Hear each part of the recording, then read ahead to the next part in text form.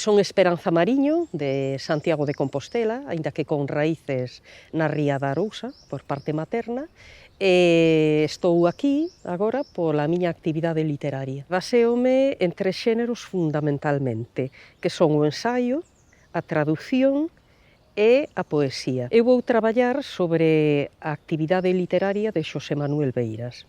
Este home é unha das figuras fundamentais da Galiza do século XX e aínda do XXI.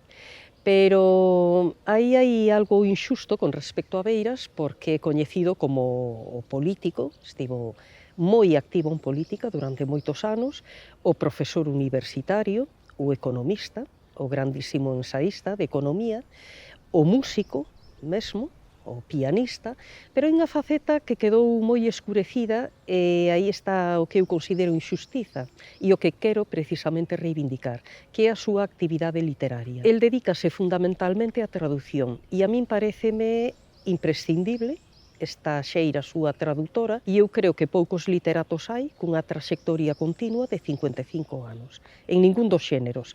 E anosou para o galego autores e obras fundamentais. Por que literatura francesa? É unha boa pregunta. Porque ele estudou na Sorbona, estudou economía e tamén lingua e literatura francesas. Entón, ele é un francófilo recoñecido. Admira a Francia como Estado, o laicismo francés, ese país que ten como lema liberté, égalité, fraternité. Beiras non escribe para matar o tempo, quere transmitir unha mensaxe e a selección que el fai dos libros non é arbitraria. Entón eu comento bastante pormenorizadamente a mensaxe que quere transmitir cada unha desas obras.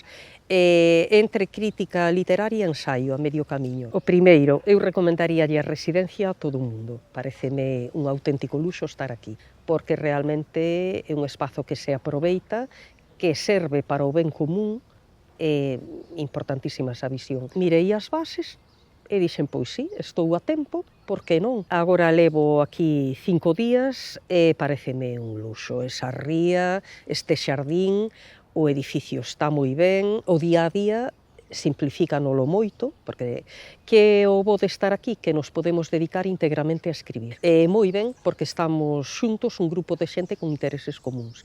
Entón, é outra dos puntos fortes de aquí. Xente que ten inquietudes as mesmas, que ten unha visión uns intereses comuns, entón tamén é un luxo, eu estou tomando nota de libros, estou aprendendo cousas, intercambiamos ideas, entón hai moi boa relación entre nós, e a verdade é un éxito total, moi ben. Eu, se teño que resumir esta estadía, digo un privilexio.